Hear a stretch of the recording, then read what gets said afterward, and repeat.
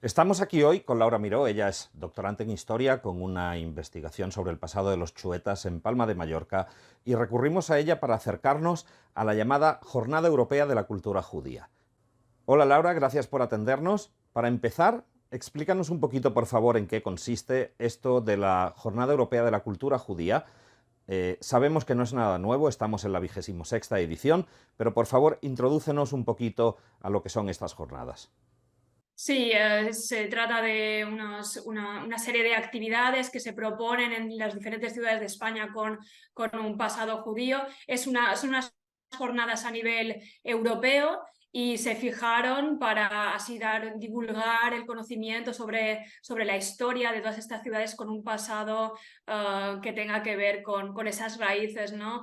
Pienso que es un movimiento que partió, sobre todo tuvo bastante repercusión dentro de España con lo de las redes de juderías. Le dio un impulso y consiste normalmente, yo con la experiencia que tengo en Palma, desde 2019 llevo participando. Cada año intentamos eso, ¿no? Que además de ser una semana se pueda extender un poco más para llegar a más gente y que se puedan incorporar para el conocimiento de las diferentes propuestas que se hacen, que normalmente son muy diversas, no solamente enfocadas a tipo religioso, sino también de tipo cultural, ¿no? Te voy a hacer una pregunta que quizás te parezca inusual, pero me llama la atención mucho todo esto y ¿es realmente necesaria una jornada de la cultura judía? ¿Qué aporta? Bueno, pienso que realmente es importante conocer todo tipo de historia. Como historiadora creo que es muy importante aprender del pasado, sobre todo en unos momentos de convivencia multicultural. Obviamente también es necesario conocer, es referente sobre todo a Mallorca.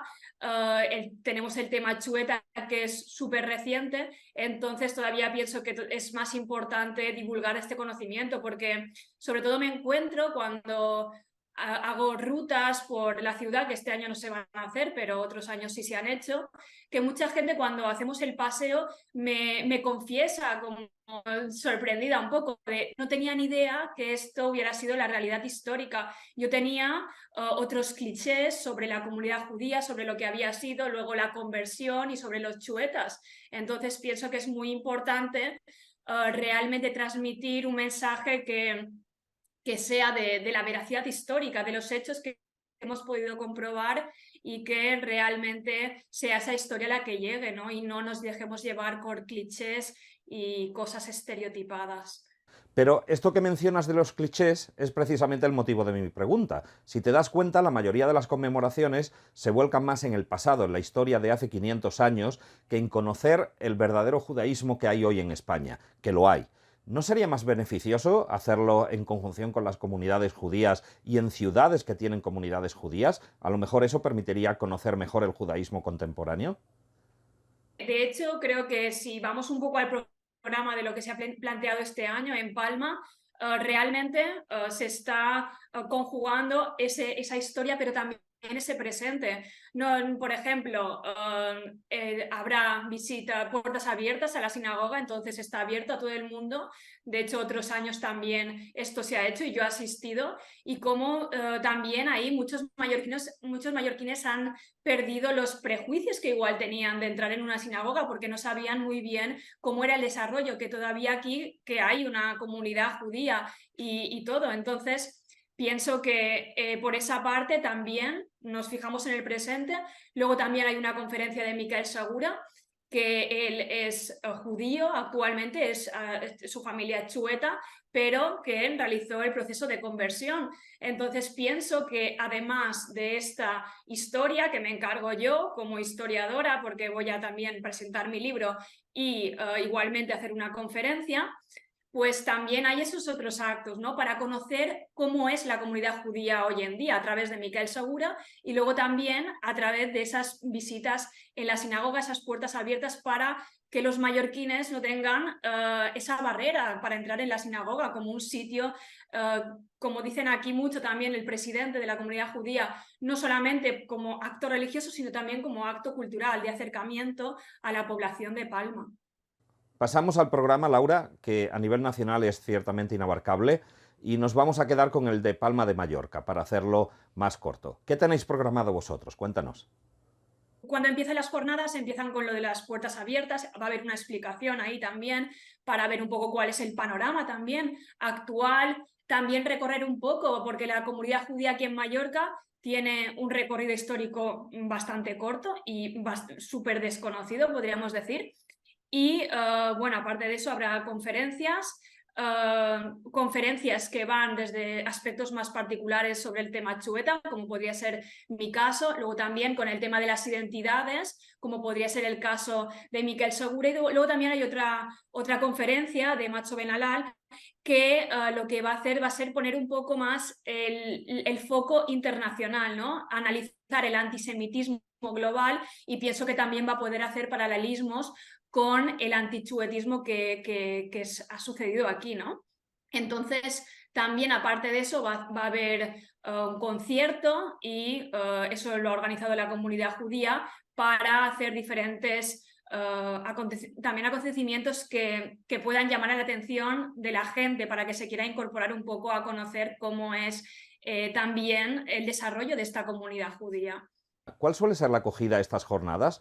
¿Acude mucha gente? ¿Algún tipo particular de público que nos puedas decir? Cuando hay conferencias sobre chuetas en Mallorca, normalmente no bastan las sillas que se han propuesto, que se han puesto. Y también, aparte de las conferencias, en las rutas que se llevaron a cabo, hubo muchísimas reservas el año pasado y en 2019, de hecho, en las rutas asistieron 40 personas. Entonces parecía un poco difícil de llevar a cabo, pero nos organizamos y la verdad que, sobre todo la respuesta de la gente, el feedback final, ¿no? Cómo se interesan por más cosas que igual te has dejado en la ruta y no has explicado, o cosas que han quedado un poco en el aire. Y también que al final lo valoran muy positivamente, y prácticamente todo el mundo, por no decir todo el mundo, presenta una gran satisfacción cuando acaban estas rutas, estas visitas guiadas. ¿Tienes alguna anécdota curiosa o simpática que te acuerdes y que nos puedas compartir? Bueno, a ver, eso pasó en 2019, estaba haciendo una ruta y justo me estaban grabando unos compañeros que estaban haciendo un documental, el documental Chueta Island, y estábamos en la calle Platería, que es el último reducto del gueto chueta que quedó en Mallorca, donde todavía algún chueta vive allí. Y estaba haciendo la explicación, debían ser más o menos las 4 o las 5 de la tarde, y salió una vecina al balcón y nos gritó que dejáramos de hablar de eso. Entonces las cámaras también lograron captar ese momento, ¿no? Ese momentazo, porque demuestra que todavía hay cierto recelo a hablar sobre este tema, y a la vez es un poco triste que todavía exista eso, aunque lo entiendo porque es una mujer mayor que ha pasado un trauma con este tema. Y sin embargo, me has contado en otra conversación que el tema chueta está más normalizado, hay más aperturismo. ¿Es realmente así? Sobre todo como diagnóstico personal diría que la tristeza realmente, más que eso, es que se está perdiendo el conocimiento. Entre los jóvenes no se sabe lo que es un chueta, incluso hay algunos chicos o jóvenes que tienen apellido chueta y ni siquiera saben que lo son, ¿no? Como curiosidad también, tuve la oportunidad de hacer una conferencia en el colegio donde yo fui cuando estudiaba, y cuando acabamos hubo un chico que era chueta, era de apellido Miró, además, como yo precisamente, y se acercó para decirme que se había sentido completamente reflejado, ¿no? Entonces, me dio a entender que igual también es necesario en los colegios, como también esta ley que dicen que se va a poner, de implicar en educación también que en Mallorca se trate este tema, ¿no? Pues por ahora, Laura, lo vamos a dejar aquí, que tengáis muchísima suerte en esta jornada de la cultura judía y si te parece, dentro de 2 semanas volvemos a hablar y nos cuentas qué tal ha ido.